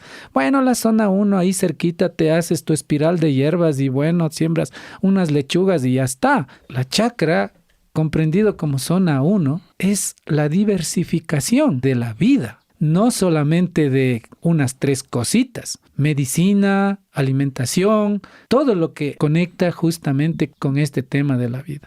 Entonces, hoy por hoy, como menciono, ¿no? Que todas estas herramientas, todos estos elementos que tienen que estar conectados entre sí, funcionando cada uno de ellos y siendo eficientes, así era antes. Empezaba desde la familia, luego estaba tu comunidad, que eso se hacía más grande, luego estaba todo este tema social, ¿no? Económico, todo este tema de construcción, todo este tema del manejo de la tierra, todo este tema economía solidaria, lo que se habla. O sea, ¿a qué me refiero? A lo que hoy por hoy dentro de la permacultura se habla todo esto de la flor de la permacultura, ¿no? El Ayllu, si tú lo ves, era así, igualito como hoy. Por eso se sobreentiende y está muy claro que todos estos elementos, ¿no? Tenencia de tierra, salud, alimentación, sí, todos estos estaban conectados. Y en el centro estábamos nosotros, que es la vida como un Ayllu, como un pueblo, como la familia. Entonces, también ahí siempre yo digo, claro, por eso decía el abuelo, la plata no se come. Y también por esas razones siempre recuerdo y comparto yo esto, ¿no? Y les digo a los compas ahí en las comunidades, ¿comemos la plata o no comemos? Y claro, terminamos diciendo uno de los principios que es súper importante y que se dice, pues ya, bueno, que no hay que comprar comida, sino que hay que plantar comida. Y eso era por lógica de la vivencia del Ayllu. Si en esos momentos de vida uno no sembraba, y yo regreso a cuando yo era niño y veía, ¿no?, el patio lleno de granos, lleno de raíces y también un montón de animales. Por eso el abuelo decía, no necesitamos plata, y era real. Pero hoy por hoy no, pues no, hoy por hoy ya no tenemos ese contexto de la Ayllucultura. ¿Y por qué cultura? Porque cada cosa que hacíamos tenía una metodología cultural conectada hacia estos principios y éticas que son justamente de la permacultura. Por eso yo a veces digo, compas, ustedes lo viven, ustedes conocen. No hay que pensarlo dos veces en decir el respeto de la tierra, cómo lo respeto, el compartir los excedentes, cómo compartan. Nosotros sabemos cómo hacer todo eso. O sea, no es que tienen que decirnos, nosotros sabemos, lo vivimos. Y eso hay que poner en práctica, no hay que perder. Por eso es que cada comunidad a veces, como tú, Mashi, mencionaste, decía, ¿no? Es que los que vienen acá, los ingenieros, no nos dicen así. Digo, sí, yo no soy ingeniero, yo soy otra cosa. Y siempre terminamos justo en esto, ¿no? De que despolvoreamos justamente a los compas ahí. ¿Por qué? ¿Por qué dejan de hacer eso? ¿Por qué no seguimos practicando todas esas cosas de solo hablando de las éticas, ¿no? ¿Por qué no practicamos el respeto a la Pachamama, el compartir los excedentes? Entonces, este tema de la ayllucultura para mí es bastante fuerte en el sentido de cómo conectar, interrelacionar todos estos elementos y todo lo demás. Y yo, cómo le veo ahora la permacultura, es justamente así, desde ese punto. Tal vez no se logre tal cual como lo hacíamos antes, pero desde lo que ahora yo puedo decir y yo puedo mencionar, es que también, ¿no? En esa parte me siento como un poco emocionado de compartir todo eso, de aclarar de que todos estos contextos permaculturales, ¿no? Es parte de nuestra vida, es parte de nosotros mismos como pueblos indígenas, en este caso andinos, ¿no? O también como Mashi, ¿no? Tú sabes, compartir esta experiencia con grupos étnicos de la Amazonía, que es lo mismo, ¿no? Que es lo mismo, que tienen tal vez en otro contexto, pero es lo mismo, desde la permacultura, sí, esto de la ayllucultura, cuando se mantiene, sí, todos esos elementos vivos y conectados, obviamente, eres sostenible. Sí, para ir cerrando, Rogelio, justamente te quería pedir que nos cuentes brevemente en qué estás ahora, en qué ha derivado todo esto. ¿Cuáles son las actividades de las que te dedicas ahora, empezando por tu casa? Todo esta trocha de la vida me ha llevado, y sí, siempre mi medalla, mi flecha, siempre es la semilla. Y la semilla me ha llevado a distintos lugares, hasta del mundo, y he compartido a muchos compañeros, a muchos grupos, individuos de todo tipo. Ahora, hoy por hoy, estoy trabajando en la Amazonía, estoy a 6 años, justo con el tema de la permacultura, trabajando desde la parte de esta contextualidad, ¿no? De la realidad de la Amazonía. Dando talleres principalmente. Dando talleres, ¿no? o sea, cursos. Más de 500 estudiantes graduados ya. Sí, tengo más de 500 graduados, pero también hay que ser realistas en eso, pues hay un grupo bastante fuerte, como un 60%, ya están dependiendo solos por ellos. Antes me tocaba perderme una semana para estar haciendo todo el curso, toda la práctica, pero hoy por hoy este tema ya se ha disminuido porque hay compañeros que obviamente ya están súper claros este tema de ser ayllus, de cómo conectarse, de cómo hacer las cosas. Entonces están trabajando. Yo voy para cosas puntuales, como se dice. Entonces también estoy vinculado, ¿no? Como mencioné, ¿no? Con estos mashis de la Amazonía, con el territorio Shivyar, que terminamos también un curso de permacultura recientemente, muy interesante, desde otro contexto, pero con los mismos contextos de un ayllu, ¿no? Solo que ellos de una diferente forma de vida, nada más. Pero están viviendo su contexto permacultural. Y de ahí estoy trabajando también en la provincia de Tungurahua. Digamos Sierra Centro en general. Sierra Bolívar, Centro, Chimborazo, sí. Tungurahua y Cotopaxi. Más en un tema de formación de semilleristas, en formación de justo empezar todo esto, ¿no? Y a veces siempre yo parto de justo desde mis realidades, de lo que contaba Mashi, ¿no? De cómo nos conocimos, de cómo empezamos todo esto de la red. Porque hoy por hoy justamente ONGs y todo lo demás no estoy cuestionando, pero por ejemplo hay temas así súper claros, ¿no? Hablamos de agroecología, hablamos de esto, que ni sé qué, que ni sé cuánto, ya estamos listos y ahora. Pero yo siempre digo, somos finqueros agroecológicos, pero tienes una cerca de lupinos y tienes 3 lechugas y tienes ahí 3 coles y 3 brócolis. Y bueno, sí, estamos poniendo estiércoles de animales y con eso ya somos agroecológicos. Y desde mi punto de vista, tú ves desde la familia cómo está articulados. Y más aún, la agroecología, si es solamente hacer un cerco de lupinos y de sembrar 3 lechugas, pues no es nada complicado, pues, ¿no?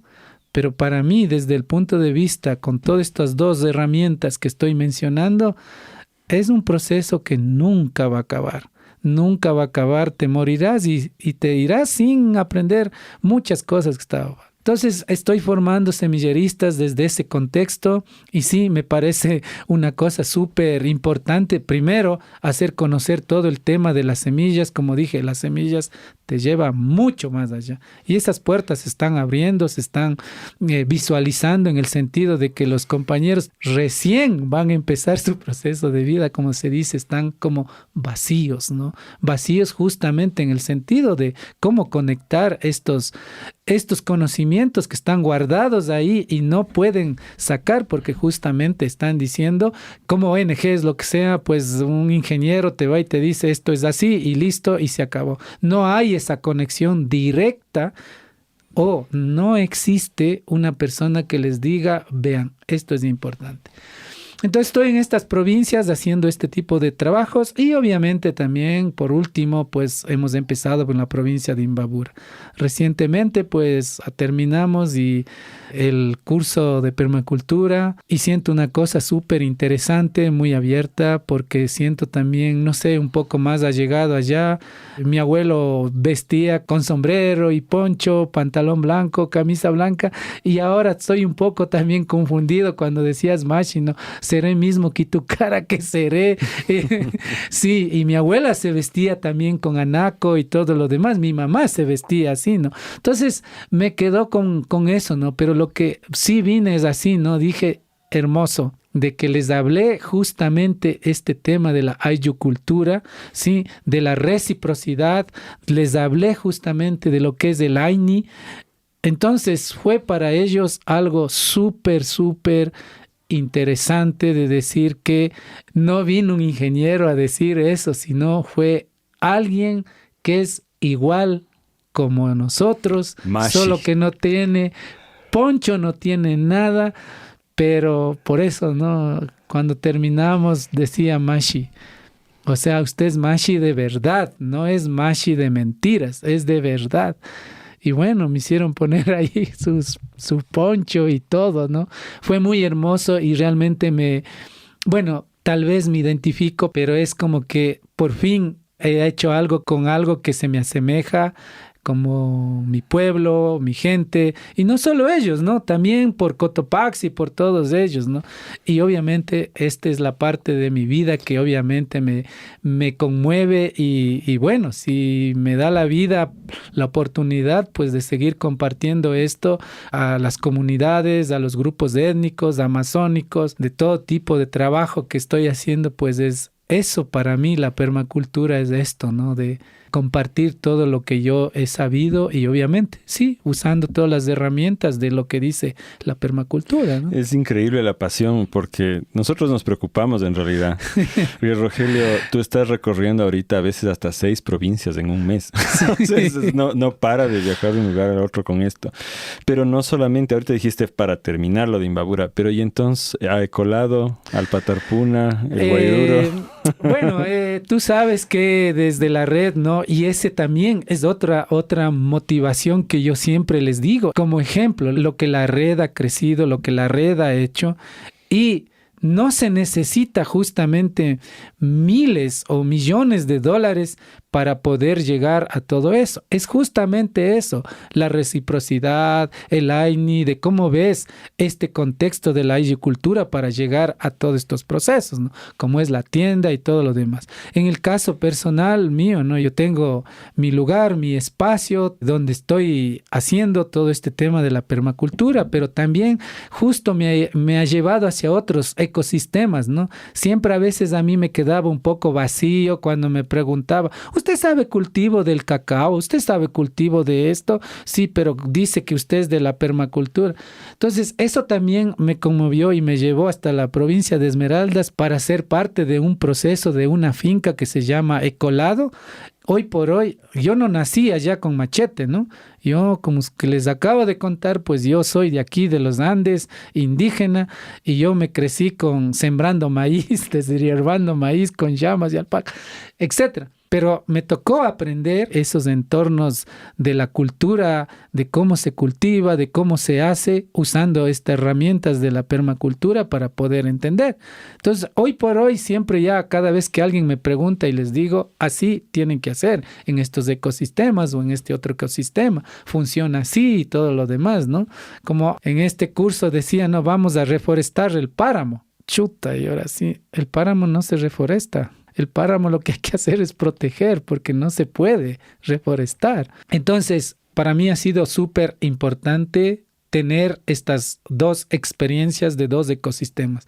Clima tropical y clima andino. A nivel personal tengo ese proceso para poder compartir todas estas experiencias vivenciales dentro de la permacultura, ¿no? Eso, y bueno, ahí pues mis warmis. Tengo 3 warmis, una que es mi compañera, Marta, y mis 2, ya no son guaguas, mis 2 hijas, pues que están ahí trabajando justamente en estos procesos.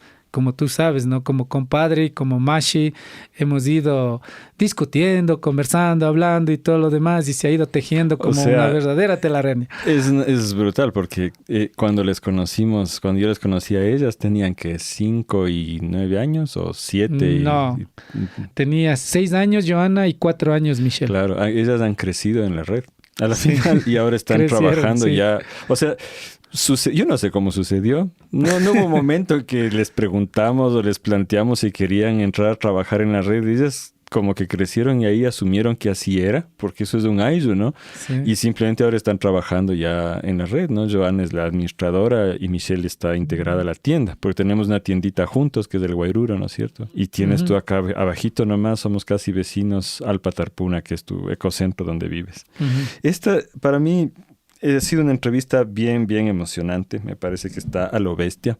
Y tenía mucha curiosidad de hacerlo porque, claro, al final hay tanto camino compartido. Pero también por este sentido de responsabilidad, de decirle al mundo, ¿no? Que la permacultura tiene una raíz ancestral y que, como te dijo Bill Mollison, tiene que volver a manos campesinas e indígenas de todo el mundo, ¿no?